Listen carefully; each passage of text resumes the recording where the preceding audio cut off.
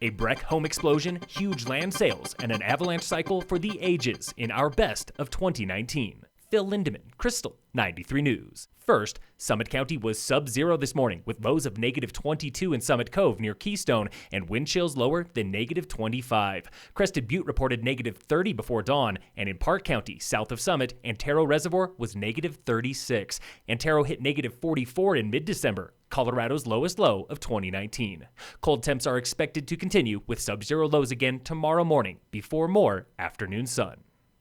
In less than 32 hours, the clock strikes midnight on the first day of 2020, and we are looking back on the biggest local stories from 2019. Avoid traveling the I-70 mountain corridor due to avalanche work and cleanup. That's the warning locals heard March 8th, just hours after Colorado was racked by dozens of overnight avalanches, including a historic slide on Peak 1 above Frisco. Brian Lazar with the Colorado Avalanche Information Center. Avalanches that are big enough to, knock a train off the tracks and destroy wood frame structures, take out 4 acres of forest, things like we saw on Peak 1. High country peaks kept sliding all March, closing I-70 near Loveland Ski Area and Copper, and burying several cars on Highway 91 near Fremont Pass. No commuters were injured, but power was cut to thousands. And by April, a Breckenridge home was leveled with 2 sleeping residents still inside when a gas meter froze under feet of snow. Red, white, and blue fire chief Jim Keating. When he really came to, he was airborne and was flying out over a driveway, and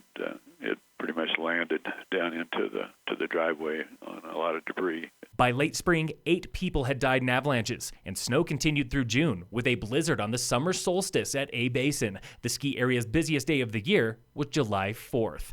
Off the snow, longtime County Commissioner Dan Gibbs took a job at the state capitol in January, leaving his seat open to another Democrat. Breck Councilwoman Elizabeth Lawrence won the seat from a stacked field of 8, including another former councilman, Mark Burke. Burke died in April at 58 years old of a sudden illness after years battling cancer. April 20th was the 20-year anniversary of the Columbine shootings, and more than 1,000 schools statewide canceled class when authorities feared a copycat attack April 17th. The suspected copycat, an 18-year-old from Florida, was found dead near Evergreen of apparent suicide.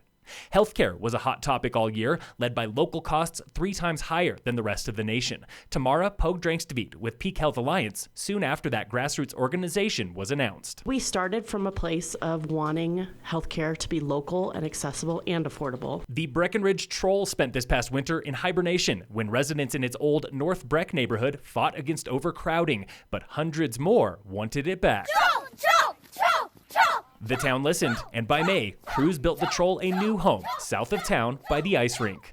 Also in May, Frisco launched the multi-million-dollar Big Dig project, adding space for boats during low water years and building Summit's first and only dockside beach, phase 1 of a multi-year, multi-phase project. After 38 years, John Daisy sold Fatty's Pizzeria to the owners of Twist and Relish. Breckenridge Resort sold its Peak 8 admin property, soon to be home of a 4-star hotel, and local developers penned plans for a $150 million lodging complex on Keystone's hunky-dory dirt lot by River Run Gondola.